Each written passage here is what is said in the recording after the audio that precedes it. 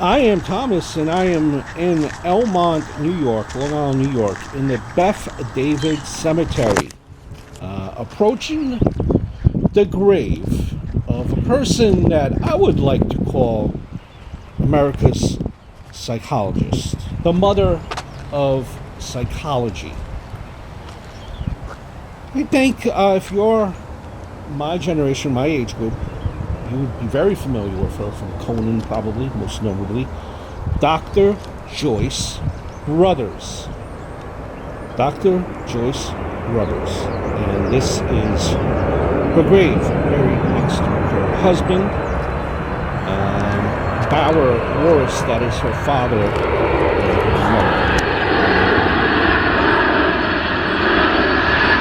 Joyce, her maiden name is I Bauer. want her to get to the point where she says, no, it's not intimidating. No, it's not intimidating. Okay, so tell us.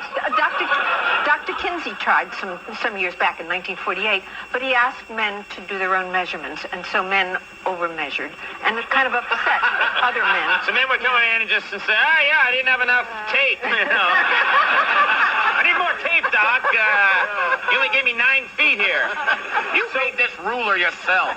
So, But Dr. Joseph Sparling has actually done a scientific measurement with photographs, men in the same position. I don't want to hear about that stuff, okay? No, don't want to hear about it. Okay. Dr. Joyce, you're creeping me out there. No, let's just talk about what's the number they came up with. 6.05 inches 6.05 inches. is the median number. Yeah. Is- In erection. That's the average. That's the median. Average is a very misleading number. If a man has 1 foot in cold water and 1 foot in hot water, on the average, he's comfortable. So average is misleading. Dr. Joyce, to me, could be best described as like the go-to expert when psychology needed, when psychology would, kind of needed to be discussed. Let's say a tragedy happened. That point, when NASA, when the spaceship went up, or there was a death of a famous person, just family, big media happenings, tragedies. She was the go-to expert. She was also looked upon for relationship advice. She was on like various talk shows, game shows, and it all, you kind of always need a break somewhere. And her break was actually because of a game show. The game show at the time was called the $64,000 Question. Popular game show, had the highest jackpot on TV at that point. And she wanted to go on that show because her husband, they see boxing will come into play. She was considered a boxing expert because of that game show. She was considered a boxing expert because of the game show, well, $64,000 Question, hosted a boxing show, which was unheard of for a woman back then. And it all backtracked again. It started from the $64,000 Question. Her husband was an intern at Mount Sinai Hospital back then, making $50 a month, not enough to support, a family of herself, her husband, and their daughter. So she wanted to be a contestant on the $64,000 Question. And she had to write a note to the producer why she thought she would be the perfect candidate, what she would do with the winnings, what are her qualifications. She mentioned psychology, home economics. But the $64,000 Question, it's not going to allow the participants to be quizzed on topics that they're known. So, the producer thought to himself, well, maybe if we take Joyce on here, she should be given a topic on something that she has nothing about, knows nothing about, like football, horse racing, or boxing. So, Brother's husband was a great fan of boxing, so she chose that as her topic. To prepare, she studied 20-volume boxing encyclopedias, many years worth of Ring magazine issues, and worked with boxing writer Nat Fleischer. After studying, she progressed on the show for several weeks. Despite the the show's producers kind of stump her at the $16,000 mark, it didn't work. She advanced all the way until she won.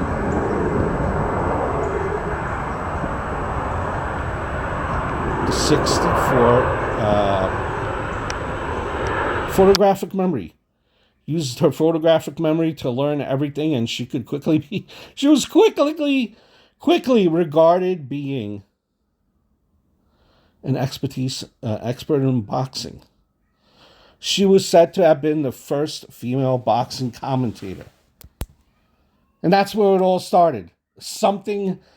Nothing to do with psychology in sports, rather, which she knew nothing about. She studied it, became knowledgeable, and that's how it branched off. Like I said, her main love was psychology. She appeared on various talk shows, right? After she gained her notoriety from the $64,000 question, she used that kind of as a springboard to branch off and keep things moving.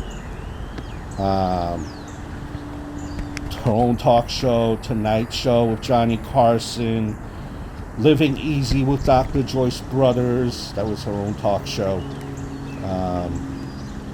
The Dr. Joyce Brothers show was part of it as well. Another show here. Shows on Police Squad, Naked Gun, Taxi, The Nanny. She had a monthly column in Good Housekeeping for almost 4 decades. Syndicated newspaper column that she began writing in the 70s, which at its height was printed in more than 300 newspapers. Several books she wrote, including What Every Woman Should Know About Men, the 1991 book Widowed, inspired by the loss of her husband. Her advice was also used as a source for some questions on Hollywood squares. Everywhere. She was viewed, again, as the public crisis counselor. She commented on Princess Diana's death and the explosion of the Challenger. In 1972, she addressed homosexuality and transgender community in 1959, easing her views into it from the prior standpoint in which they were raised. After the 1999 Columbine school shooting, she was a persistent presence on CNN for gun control legislation. Also, a period of time where she was doing advice shows.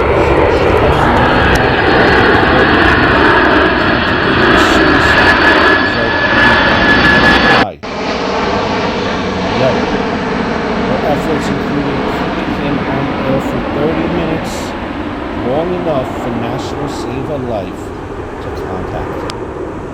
Then there was another time in 1971 when a woman called in and was threatening to overdose on sleeping pills.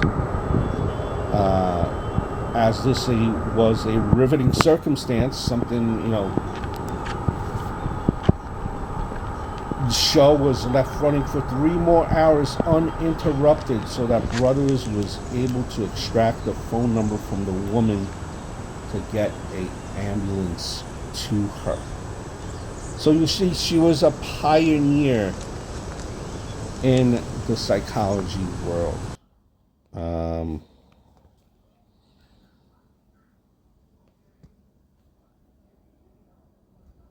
As her fame grew, there was kind of a little bit of haters, so to speak, among psychologists and psychiatrists. They questioned kind of the both validity of her psychological claims and her authority in providing psychological advice. A growing number of psychologists began to believe that the advice she provided to her audience was unethical insofar as she did not hold any clinical degree and she was giving advice to strangers, not to patients with whom she had professional relationships. Well, what I say to that is,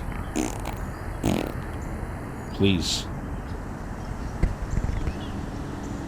She destigmatized psychology. Mental health back then was very stigmatized and it was not as covered in the media. But Joyce, she strived to kind of contribute significantly, I think, to give people a different perspective. It allowed, I think, her shows, allowed the public to view psychologists as real people, not these people that are unapproachable. A long-lasting figure in American pop culture history. A woman that has accomplished a lot. And she definitely left a lasting impression. She passed away in 2013. To view her final resting spot, just enter through the main gates. Keep to your left, you'll see the mausoleum. And right behind the mausoleum, she is there.